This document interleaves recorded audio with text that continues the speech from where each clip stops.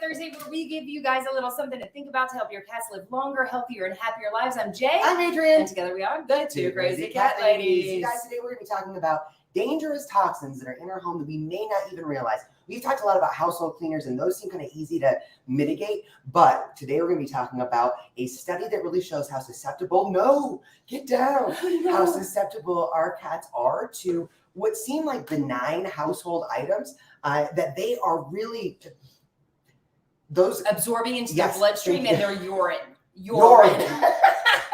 There you go. So this is something to think about, because we actually, when we thought about this, we were like, okay, well, what all, I know we talk about household cleaners. For those of you guys that have been following us for a while, we talk about household cleaners all the time. That is a big one. That is a huge one. And that is why we talk about them all the time. There are other things, however, in our household that we don't, and we didn't for so long, actually think about affecting our cats. However, the Environmental Working Group released a study showing so they did a test on cats and dogs. It's called a case study looking at small animal exposure levels to toxic chemicals and how those environmental contaminants can adversely affect both dogs and cats.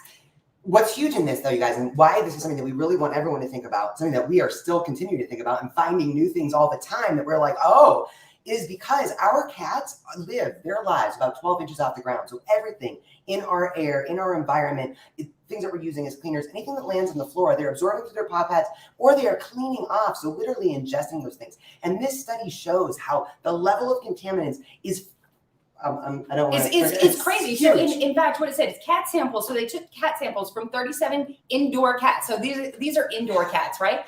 37 indoor cats, and the cat samples were stronger than the dogs and the humans, showed that they contain 46 chemicals altogether, including 9 carcinogens, 40 chemicals toxic to the reproductive system, 34 neurotoxins, and 15 chemicals to the endocrine system, so the hormone system, right?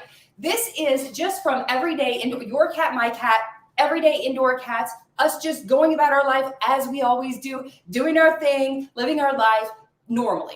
Right. So what I think is important, I know a lot of people are thinking like, oh, for the reproductive system, that's not a big deal because you want all of your cats to be spayed and neutered. That's fine. But those sex hormones actually play a big role in cats' overall health, which is why there is even a conversation about when we should get our cats spayed or neutered. But I digress. Let's talk, though, about some of the things that we are exposing our cats to that we think might be healthy, fine, in our home that are actually being absorbed and leading to high levels of concentration. Yeah, I do want to include here that it says, and I underlined it. Oh. I underlined it here.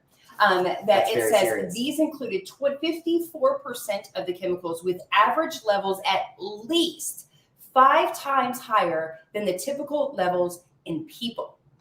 Guys, and we know, you guys know, we're not rich. We're definitely not rich. Are you guys like, unless you're sitting in the top 1% of income earners, you probably don't have everything in your home organic, right? Super organic. Right.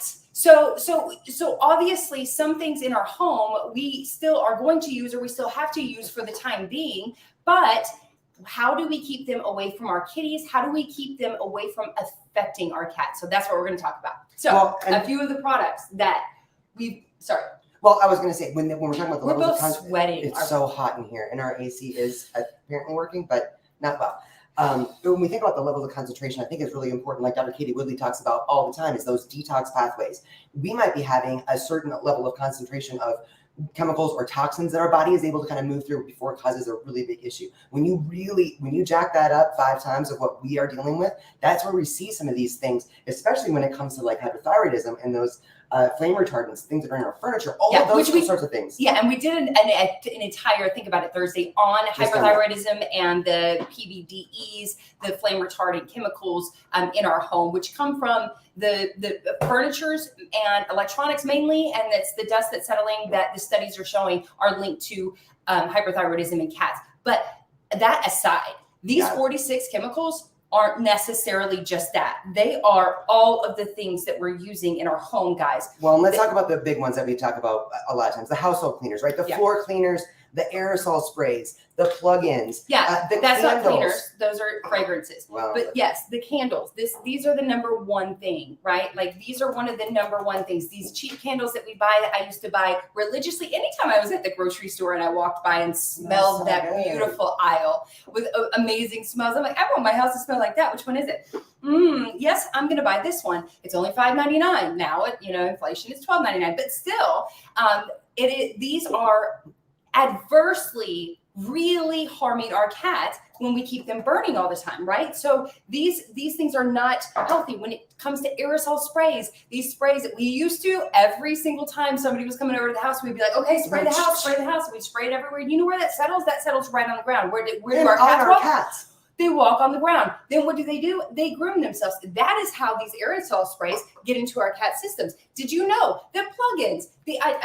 I thought I was buying an actual plug-in, but I just bought the whatever for the prop. But so I didn't actually get the plug-in. Props are getting expensive though. Yeah. So plugins. I had one of these in every single room of my house for a long time because these are just great ways that I could just plug it in once. I don't have to spray anything. I don't have to light a candle. There's nothing I just plug it in and for days and days, everything smells great, right? Clean and fresh. These are one of the most toxic chemicals. And I will tell you, the candles, the aerosol sprays, the floor cleaners, and the plugins are one of the number one, according to science, number one triggers of both asthma and allergies in cats. So, and we've covered this a lot. So let's talk about some of the things that we're not necessarily thinking about. And that's where I think I want to share a little story about soap. Soap is great. Like what did the world do before soap, right? Lots of things. Anyway, but soap, I was refilling one of our hand soap dispensers. And for us. Not our cats. Because we do not use this soap for our cats. Dishes. Right. Not that we wash our cats. But I spilled some their dishes. on the counter. As I turned around to go get something to clean up the counter, Friday jumps off the refrigerator right into the soap, literally sits on it. So now she has a sudsy butt. But what's her first instinct going to be? To lick that off. And there's a little warning on here that says do not ingest, right? No, we don't want our cats ingesting that either. So we absolutely don't want our cats if we can't ingest it. Even things like soap, and you think about the soap scum, things like that, right? That accumulate, which is why it's really important to look at a good, safe, natural soap to clean your cat's dishes with. So soap is a big one. Another one that we don't necessarily always think about because we have to keep those roaches away, right? We need to keep the ants away. We have to keep the bugs out of our house. We always go to the typical bug pest control, right? That you can spray in your house. Do you know how toxic in those studies, how toxic those are to our cats? We want to either stay away, discontinue use, or stay away and find other ways to keep our houses away, bug free, rather than using these chemical pest control. Some other things though that we use on a regular basis. We love on our cats love on us. Lotions, you guys, hairsprays. We spray that on. Yes, cheap lotion. They smell so good. Right? They don't break the bank. In fact, we've had a lot of people contacting us lately being like, oh my gosh, I don't know why, but my cat just suddenly started licking me. And it was like, what are you using? Sometimes cats are drawn to a certain fragrance or a smell.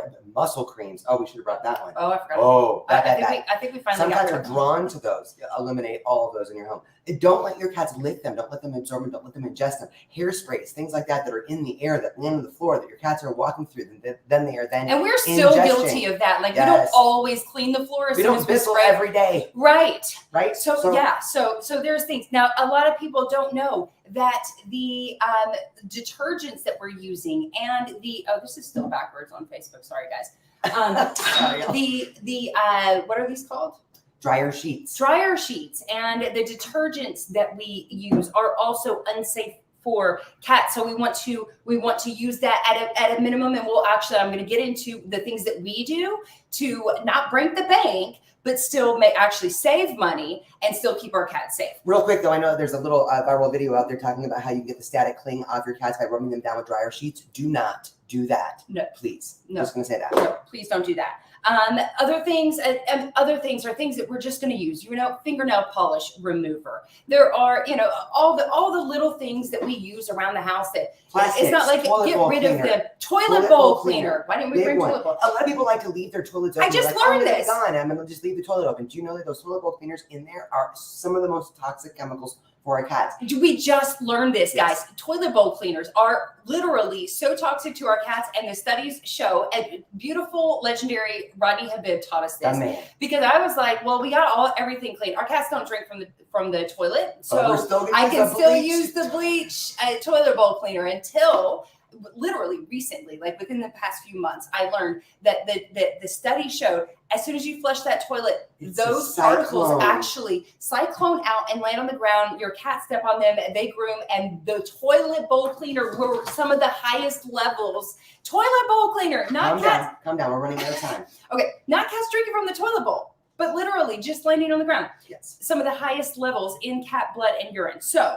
these are some things that we want to be cautious of, right? Again, unless you're in unless you're a multi-millionaire or some like really rich person that can afford to have everything organic in your house, get rid of plastic, get rid of everything. This is not for you. Then we get it, because we are not those people in any way, shape, or form. However, some little quick tips because we are way over time. This is a really important topic. So a few things that we can use to clean our floors, to clean our countertops are vinegar and water, right? Most of you guys already know that you can do this. The reason that it looks dark is because we ferment I mean, we put our vinegar in a glass bowl, and then we peel some like lemons and oranges and stuff and put it in there so that when we sift it out, it doesn't smell like vinegar, right? So it's a great cleaner. Glass cleaner. We have the recipe on our website for a natural glass cleaner. Absolutely safe, so it's much safer than Windex, and we have a lot of glass in our house. And I really encourage you guys to look for an all natural. If there's one thing that we do encourage you to spend a little bit of money on, which is what we do, is your cat's detergent, their bedding, the blankets,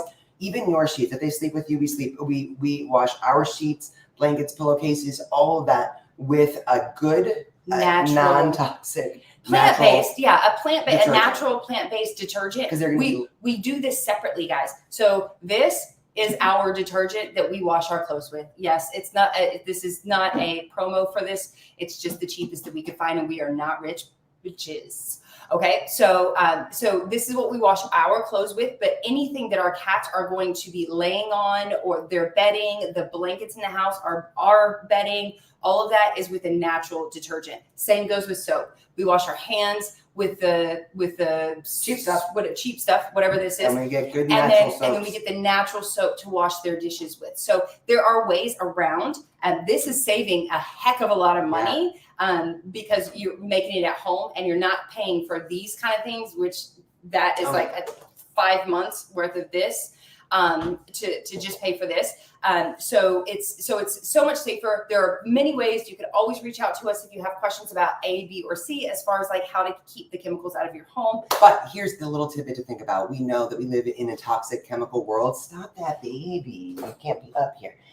And we can't eliminate to escape everything, but what we can do is once we know better, we can do better. And this study was a real eye opener to us. And we started looking at everything: our lotions, our soaps, our stuff that we weren't already looking at. And there are ways that we can help mitigate the level of toxicity and chemicals that our cats are exposed to. We can only do our best. So just think about it and be a little mindful of what we are exposing our cats to help them live the longest, healthiest, happiest life possible. Guys, that's going to wrap it up for Think About It Thursday. We're about to go live and give you guys all kinds of info on our podcast, Back in the Closet. And we're going to go back up to our closet for that. So we love you guys. And we probably will. Happy Thursday, you guys. Thanks very much.